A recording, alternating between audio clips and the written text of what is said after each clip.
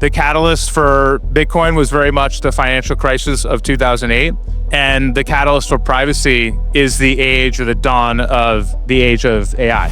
Bitcoin really proved out the concept of decentralization and non-government money in a big way, but there's more work to be done. Bitcoin is where you store your value, and Zcash is where you transact or spend your value.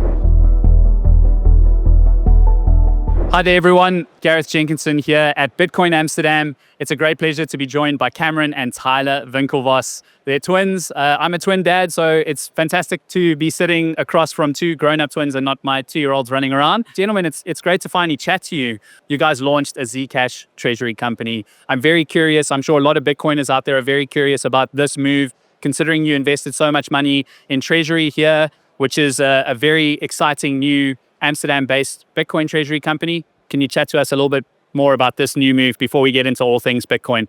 So we're huge fans of Bitcoin. We're hodlers, of course, and also huge fans of Zcash, which we view as encrypted Bitcoin. So Bitcoin is where you store your value, and Zcash is where you transact or spend your value. And so we launched a DAT, a treasury company for Zcash, but really dedicated to privacy and self-sovereignty this week, to help mainstream these ideas. The catalyst for Bitcoin was very much the financial crisis of 2008.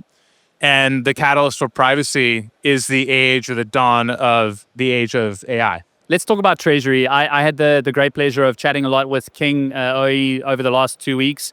What is the unique opportunity for a Bitcoin treasury company in Europe? And why did you guys decide to get on board with this one in particular? So I think Treasury will be Europe's first treasury company, DAT, Bitcoin DAT. And I think giving more access to Europeans to Bitcoin is important.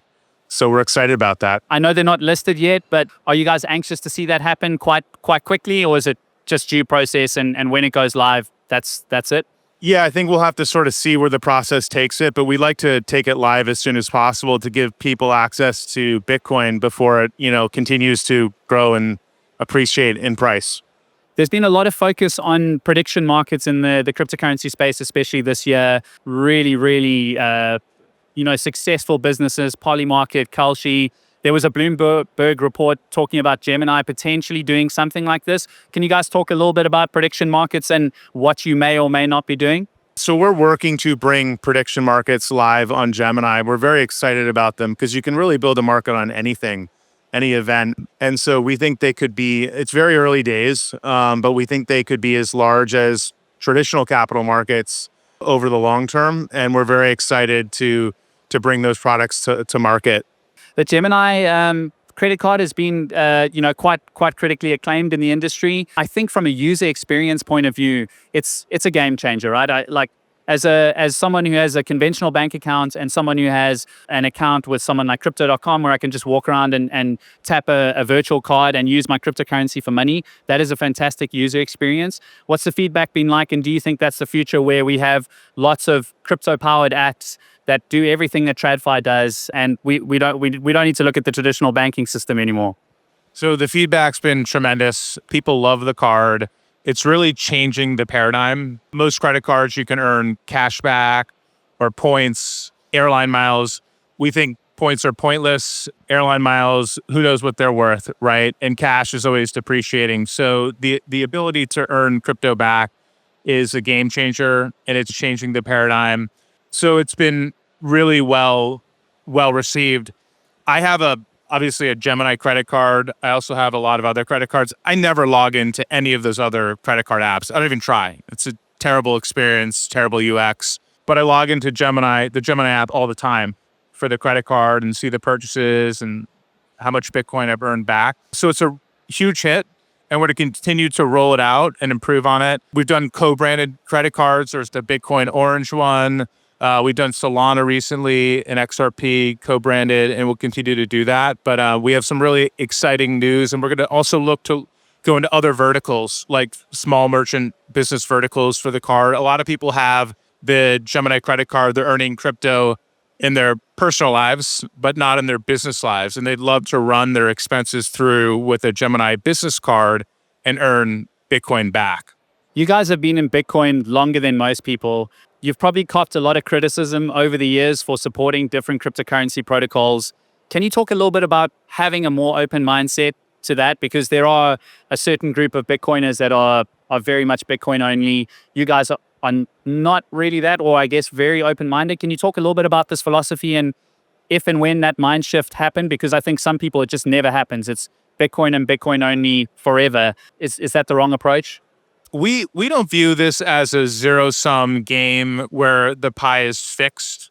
And so Bitcoin's obviously gold 2.0. It's the soundest money in the world. But when Ethereum came along and started working on innovating programmability, we thought it was really cool. Bitcoin didn't want to do that. I understand that. It's great that other people are innovating with the technology on smart contracts and whatnot. And so I don't think that it's taking away from Bitcoin. Actually, if it brings in people into the space, let's say like engineers who want to work on smart contracts in Ethereum, who weren't excited about it with Bitcoin, then that's really positive. Because once you buy Ethereum, well, then you're closer, one step closer to buying Bitcoin. So I think it brings more people into the space. Some people first started getting involved in crypto through NFTs and then eventually bought Bitcoin. But if it wasn't for NFTs, they wouldn't have ever purchased Bitcoin. So I think it's a net positive to Bitcoin. I think it grows Bitcoin. But Bitcoin obviously innovated with proof of work, Ethereum with programmability, and now Zcash with privacy. So I like that innovation. I like to see that happen. And I actually think it grows, all of it grows the whole pie, including the Bitcoin pie.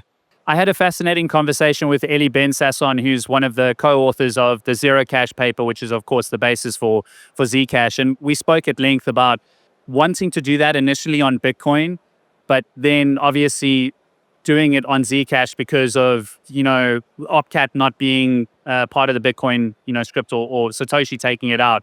Would you have rather have seen this sort of privacy feature on Bitcoin? And would you advocate for that to happen for Opcat and whatever else needs to happen for Bitcoin to have the same sort of privacy functionality that something like Zcash happens now? Or do you think that the current iteration or the current world that we live in where you can have Bitcoin and then encrypted Bitcoin through Zcash is good enough? I think the current world works with Bitcoin and Zcash. I mean, ideally, Bitcoin would have added it in the early days, and maybe it will over time. And I think a lot of cryptos are going to be adding it in over time. Bitcoin really proved out the concept of decentralization and non-government money in a big way, but there's more work to be done.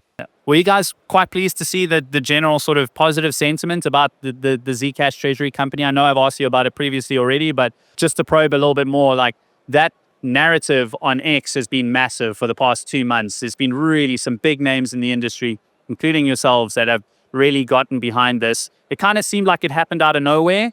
Do you have the same sort of feeling, or were you kind of always bullish on Zcash since 2016, 2017? We've been bullish since the launch, since inception. But I think these things hit inflection points, and Bitcoin's had a couple different inflection points along the way. I think the first one we experienced was this in Cyprus. There was a bail-in, and that sent Bitcoin up, I think, over $100 in a very short period of time. And I think the world took notice. All of a sudden, it was sort of front page news. I think as we enter the dawn of AI, privacy's, ever more important. And so I think Zcash has sort of hit one of those inflection points over the last couple months. And the people that are in Zcash and excited about Zcash are also OG Bitcoiners who were there in the early days, and cypherpunks, back as far back into the 90s. Zuko being one of the founders of Zcash, he's an OG cypherpunk. So I think it was just a matter of time of like when, not an if. Gemini is one of a handful of exchanges that you can buy Zcash on.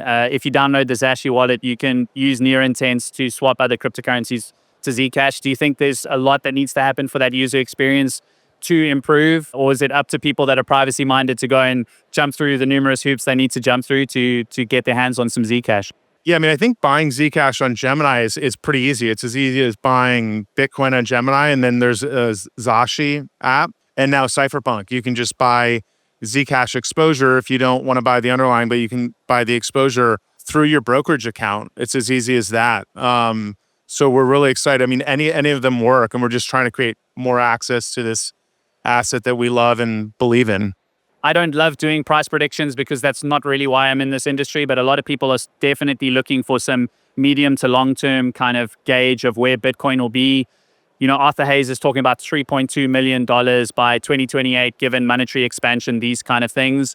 Where do you guys see Bitcoin in the next 3 years? Is $1 million per Bitcoin a realistic expectation? What do you think of the maturity of the industry, the amount of institutional interest involved in this fantastic industry that we're all a part of?